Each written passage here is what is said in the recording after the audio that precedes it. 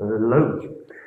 Sorry julle moes nou lank gestaan het en gewag het met al die tegnologie vir 'n rukkie om alles aan die werk in te kry.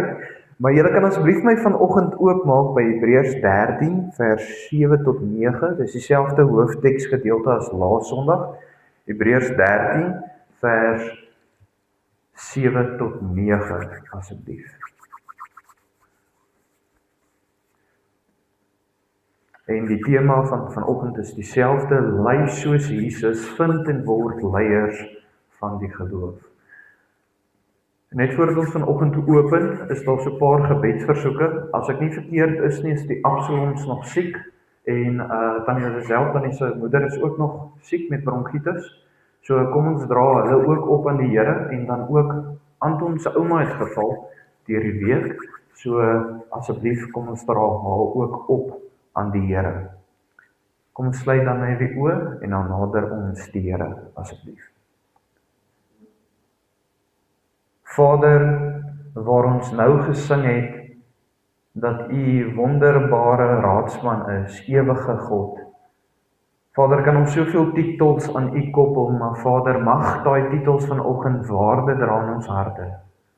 Vader, soos wat ons oë nou ophef na U toe in ons harte, liewe Heer, staan ons in bewondering, staar ons op na U, liewe Heer.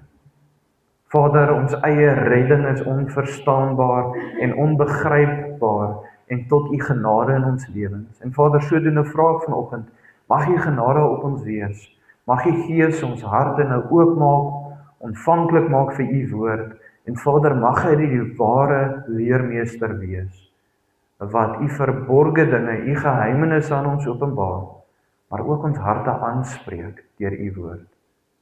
En Vader, mag hy ons harte aanspreek dat ons, as ons klaar is met die diens, die nagmaaltafel kan nader met groot vrymoedigheid.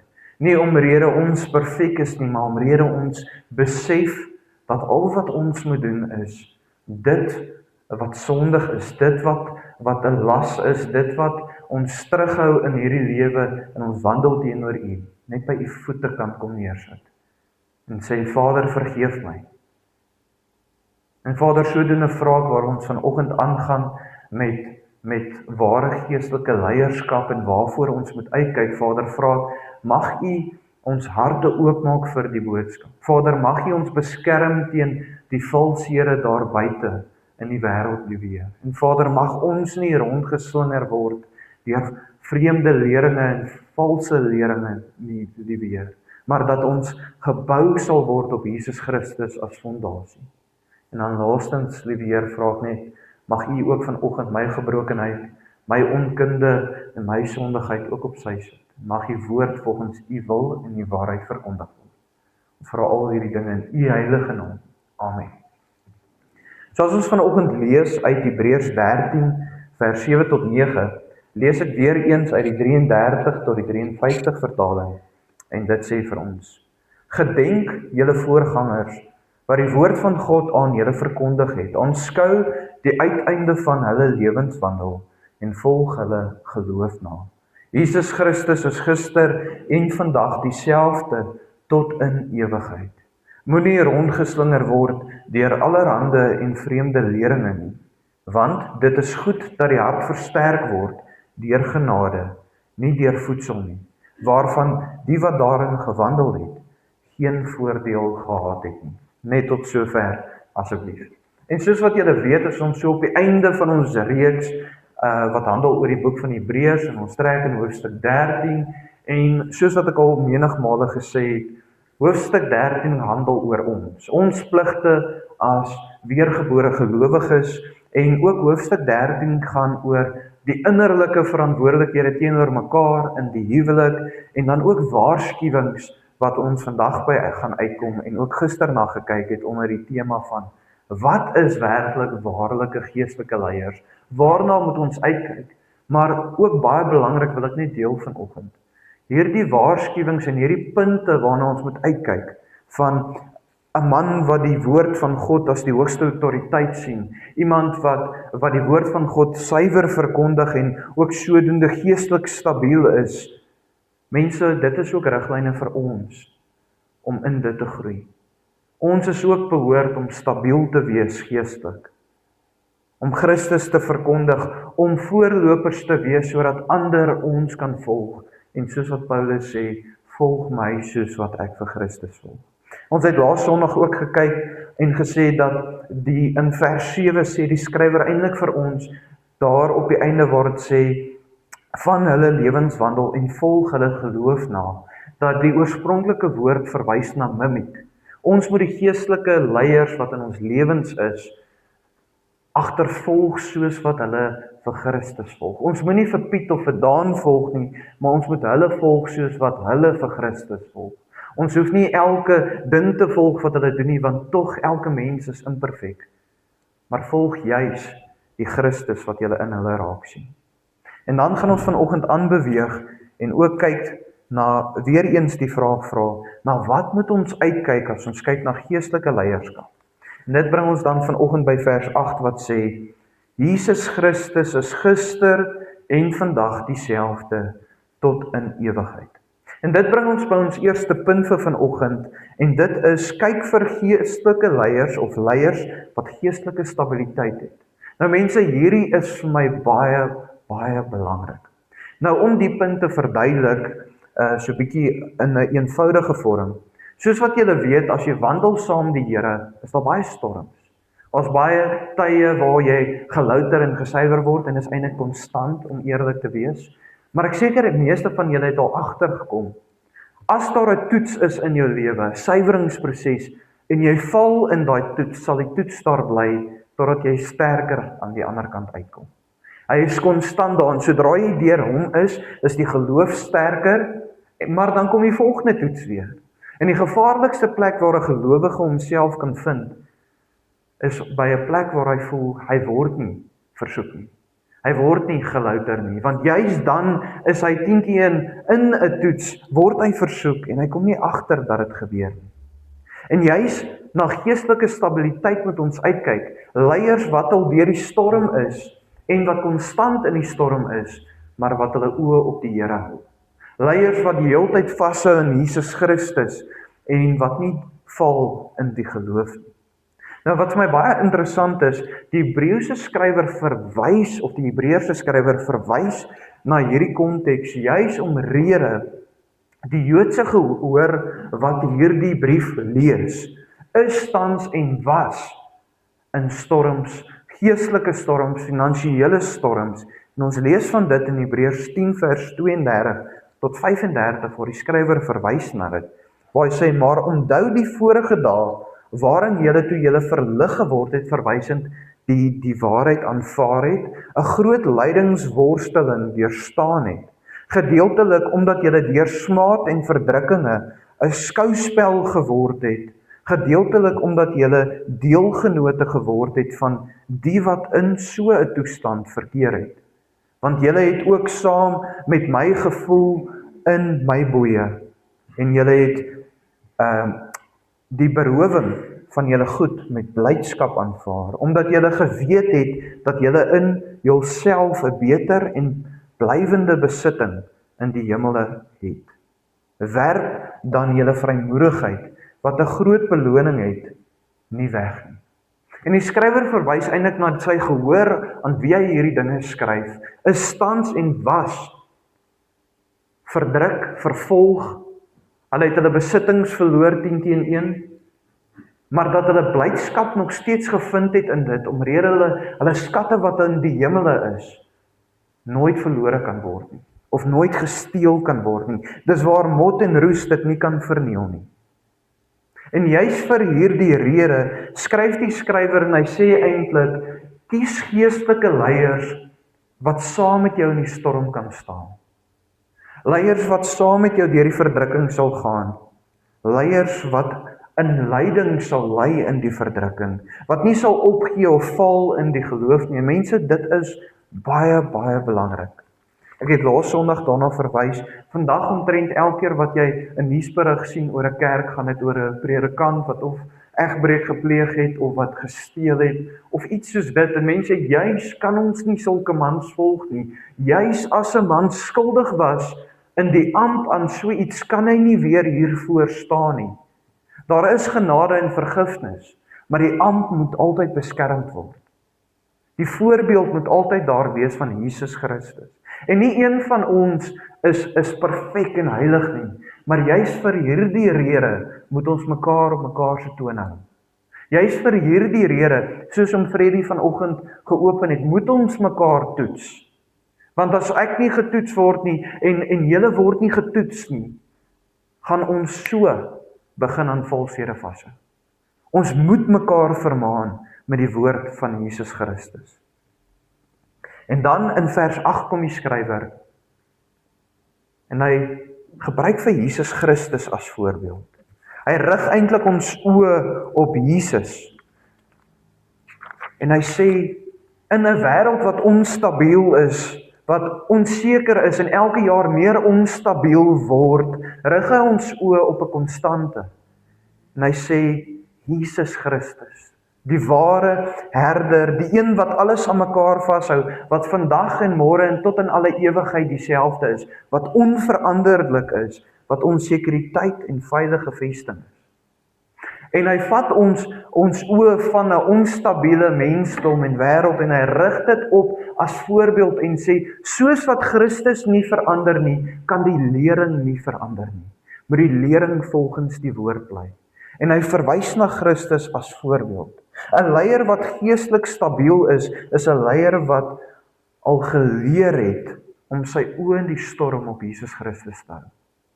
En mense, julle weet, ons as gemeente, en soos wat ek julle ken, elke persoon hier, was in die laaste 4-5 jaar deur groot storms. En julle weet wat gebeur wanneer jy jou oë van die Here afhaal. Daar kom dadelik negativiteit. Ek bly miskien weg van die kerk af, en van die samekoms van gelowiges. En die wat op die kerkraad dien, weet ook elke dag is daar storm.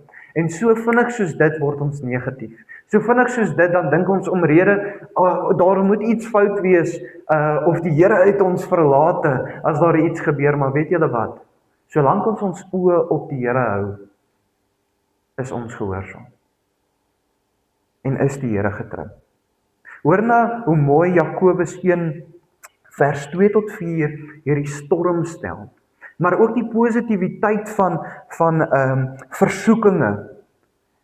En hy sê, ag dit louter vreugde, my broeders, wanneer julle in allerhande versoekinge val, omdat julle weet dat die beproewing van julle geloof lydsaamheid bewerk. Maar die lydsaamheid moet tot volle verwerking kom, sodat julle volmaak en sonder gebrek kan wees en in niks skort kom nie. Nou wat vir my so bemoedigend is altyd van hierdie gedeelte en vele ander verwysings na verdrukking, is dat die skrywer sê, ag dit louter vreugde. Vind vreugde in dit, want dit is waar jy in die vuur is saam met die Vader en saam met Christus en saam met die Gees, waar jy gelouter word tot suiwerheid. Maar wat gebeur in ons konteks vandag? Baie keer wanneer dit swaar gaan, dan dink ons, die Here het ons verlaat. Ons het iets verkeerds gedoen, dis hoekom ons is nou in hierdie situasie. Maar juis moet ons anderster begin dink daaraan. Die Here is daar met ons. Hy wil ons louter, hy wil ons geloof sterker en dieper maak in hom. Die wortel laat dieper skiet in die fondasie van Jesus Christus. Dit bring ons dan by vers 9, wat sê, moenie rondgeslinger word deur allerhande en vreemde leringe nie, want dit is goed dat die hart versterk word deur genade, nie deur voedsel nie, waarvan die wat daarin gewandel het, geen voordeel gehad het nie. Vers 9 bring dan ons by ons volgende punt uit, wat sê, soek 'n leier wat Christus as sleutel verkondig alleenlik, nie rituele tradisies of geloofsbelydenisse as sleutel nie, of homself nie. Ons kort leiers wat vir Christus alleenlik verkondig as sleutel. En mense, hierdie is belangrik. Die skrywer begin in vers 9 en sê, moenie rondgeslinger word deur allerhande vreemde leringe nie. Nou, vreemde leringe in hierdie konteks verwys nie na leringe wat ek nog nie van geweet het nie, maar leringe wat in teenstryd is met wie Jesus Christus is. Wat in teenstryd is met wie die sleutel is. Dit is waarna die vreemde leringe verwys. En om eerlik te wees, Baie keer kan ons vreemde leringe aanneem, wat in die woord voorkom, maar wat nie meer van toepassing is nie. Nou wat ek daarmee bedoel is, as die lering wat ons volg in die Nuwe Testament bevestig word, dan hou ons daaraan vas. Hierdie is baie belangrik, want in die moderne kerk is daar 'n nuwe beweging wat kom, en dit is om weer terug te beweeg na ons Joodse wortels toe. Dit is terug te beweeg na die tradisies en die rituele van die Jode, en daar's groot gevaar in dit. Christus is tans hoëpriester. Ons het vasgestel in die boek van die Hebreërs, en dis hoekom die skrywer verwys nou daarna. In Christus is daar 'n nuwe verbond, 'n nuwe testament. Christus het nie weggemaak met die Ou Testament en die Ou Verbond nie. Hy het dit vervul. Nou wat dit vir ons sê is, hy die wet vervul ook.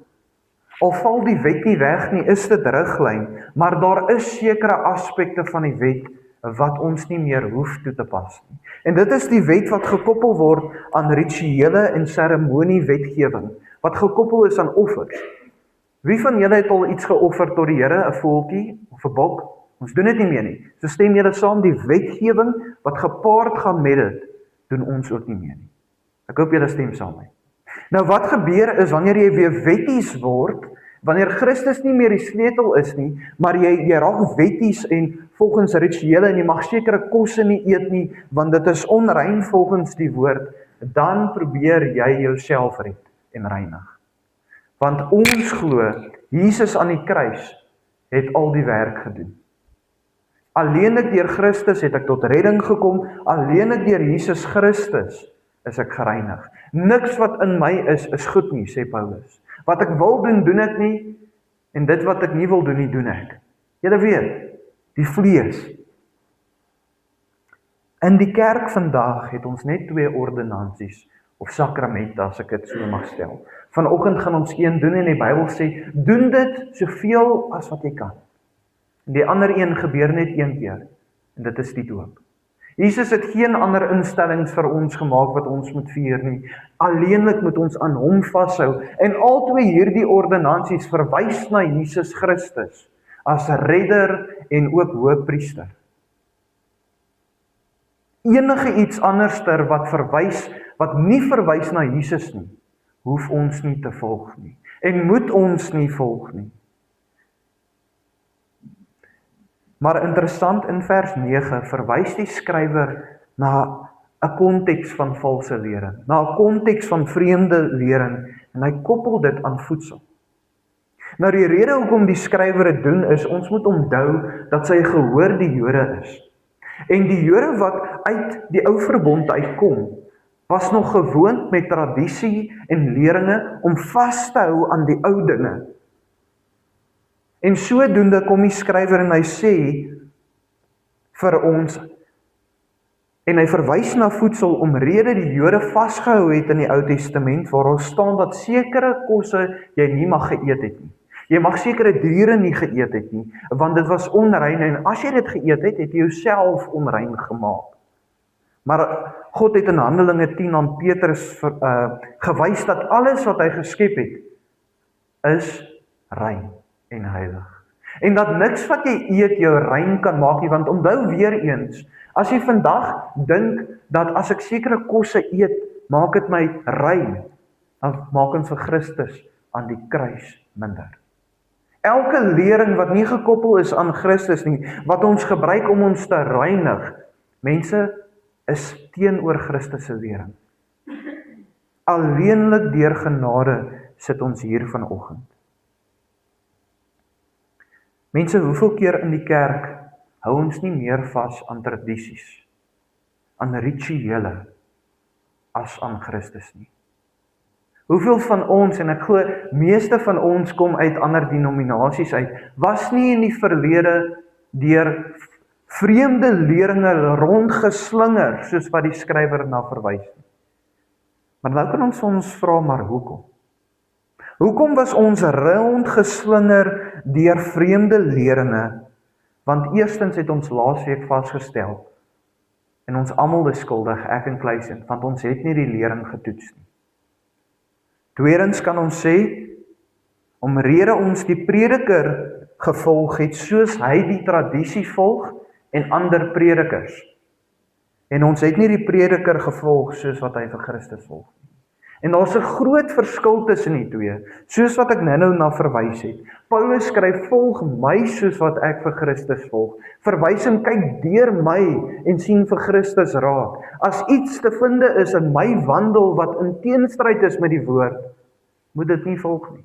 Ek dink is heel eenvoudig. Maar mense, ons moet ophou tradisies volg en nie die woord van God nie. Hier in hierdie gemeente en in Brakpan se gemeente sal ons nie tradisies bo die woord van God plaas nie.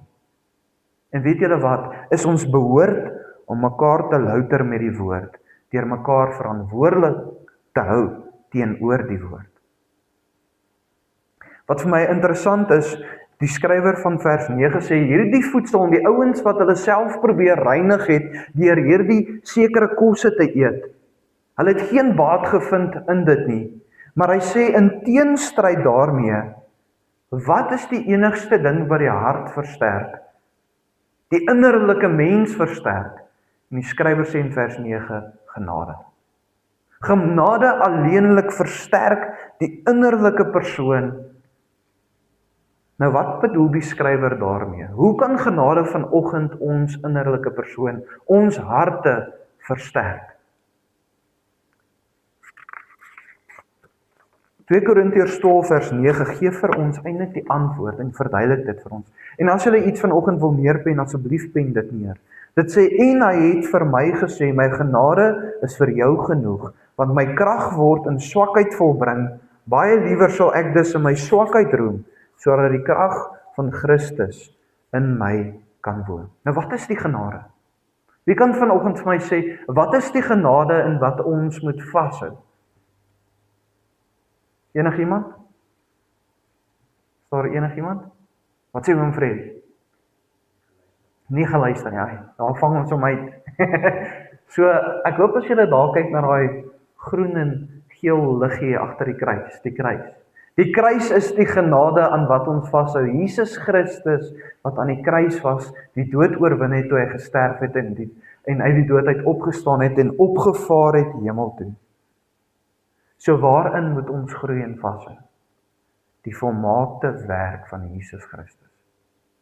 Mense, het julle al agtergekom, hoe meer jy groei in die geloof, hoe meer kom jy agter hoe ver jy van die Here af is. Hoe nader jy aan hom beweeg, eintlik kom jy agter eintlik hoe sondig jy is.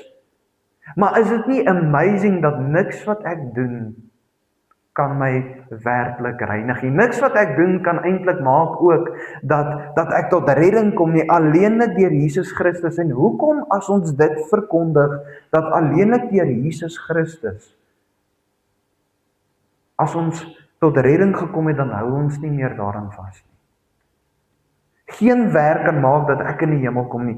Geen werk kan maak dat ek gesuiwer word nie. Want Jesus Christus het 2000 jaar terug vir al my sonde gesterf en dis hoekom ek is skoon. Nie omrede ek iets gedoen het vir die Here nie. Nie omrede ek 'n dominee is of 'n ouderling is of omrede ek 3 ure 'n dag moet preek, moet bid nie. Ek is gereinig deur Jesus Christus. En sodoende verwys die skrywer hier, as jy aan die lering vashou van die volmaakte werk van Jesus Christus, sal die hart versterk word deur daai genade. Mense, maar wat is in teenstryd wat die skrywer hier vir ons sê? As ons aan leringe gaan vashou wat gebaseerd is op dade, sal die innerlike mens nie versterk word nie. Die innerlike hart, die innerlike persoon. Mense, alleenlik in en deur Christus kan ons tot redding kom. En ek wil vanoggend so 'n paar versies met julle deel wat praat oor Christus alleenlik. Hy is die fondasie, hy is die sleutel, hy is die bron van lewe. En die eerste een is Handelinge 4 vers 12 wat sê, en die saligheid is in niemand anders nie, want daar is ook geen ander naam onder die hemel wat onder die mens gegee is waardeur ons gered word nie. En wie is die naam? Jesus Christus. Johannes 14 vers 6. Jesus antwoord hom, ek is die weg en die waarheid en die lewe. Niemand kom na die Vader behalwe deur my nie. 1 Korintiërs 3 vers 11, want niemand kan 'n ander fundament lê as wat daar gelê is nie. Dit is Jesus Christus. My vraag op hierdie vers is Christus jou fondasie? En is jy tans besig om deur gehoorsaamheid 'n huis op daai fondasie te bou? 1 Timoteus 2 vers 5 sê, want daar is een God, een middelaar tussen God en die mens. Die mens is Christus Jesus. So as ons deur Christus tot God alleenlik kan beweeg, deur Christus tot redding kan kom, alleenlik deur Christus met God kan gesels, hoekom groei ons nie in Christus nie? Hoekom wil ons enige ander lering aanvaar as Jesus Christus? As Christus self die woord is, en die woord sê vir ons, God het deur hom en tot hom alle dinge geskep. Hoekom wil ons aan enigiets anders vashou as Jesus Christus? En dan die laaste punt vir vanoggend se diens, voordat ons oorbeweeg na die nagmaal toe, vind ons in die waarskuwing.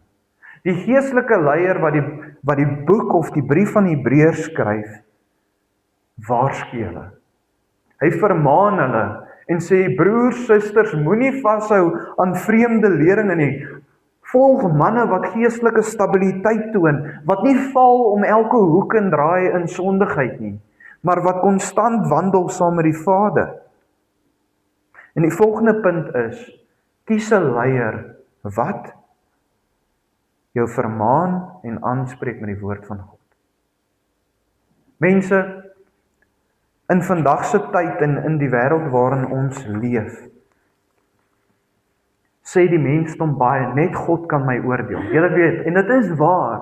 Jesus sê, ons moet nie mekaar oordeel nie. En Jesus praat ook in Matteus en hy sê vir ons dat haal eers die balk uit jou eie oog uit, voordat jy die splinter uit jou broer se oog uithaal. Maar dit is nie dieselfde lering as wat vermaaning is nie. Oordeel se oorsprong is sondigheid en hoogmoedigheid. Ek spreek iemand aan om hulle af te breek. Vermaaning is, ek spreek iemand aan sodat hy kan verander en sodat hy opgebou kan word in liefde. Mense, vandag in die kerk is predikante en denominasies bang om sondigheid aan te spreek, van homoseksualiteit en al hierdie aspekte. Hoekom? Hulle is bang om gemeentelede te verloor.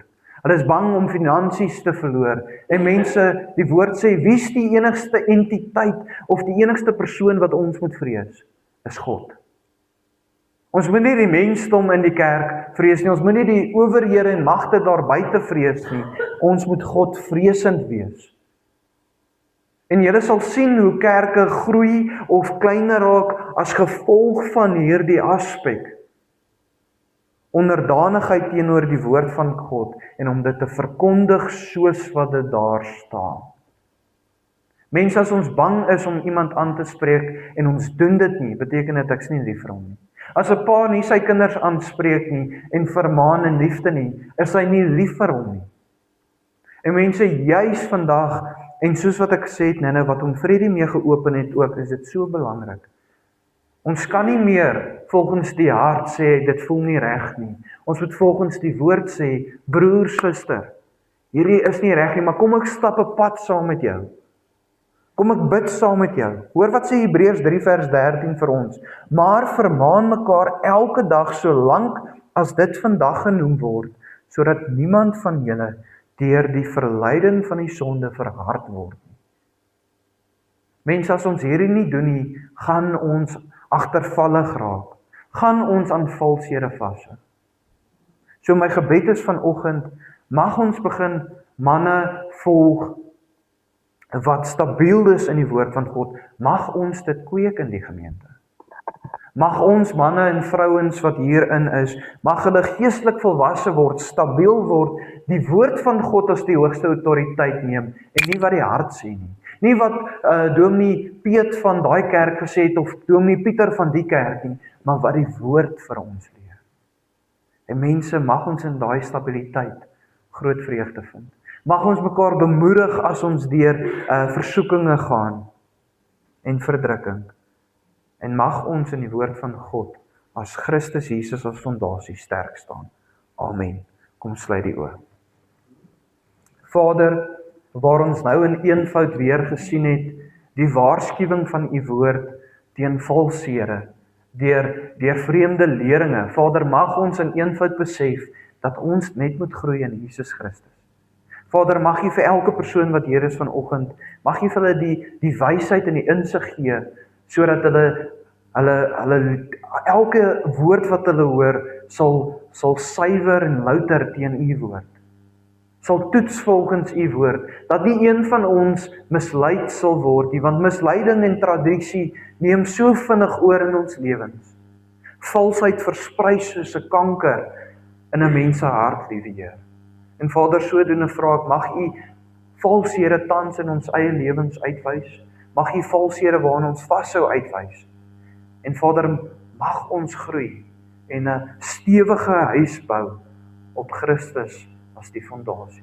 Vader, waar ons nou gaan oorbeweeg na die nagmaal, Vader, mag ons juis u prys vir u ewigheid, vir u konstantheid, dat u altyd dieselfde bly, dat u gister en van die begin af en tot in al die ewigheid dieselfde bly, en sodoende kan ons aan die beloftes vashou, omrede die seun vir ons gesterf het. Vra al die dinge in u heilige naam.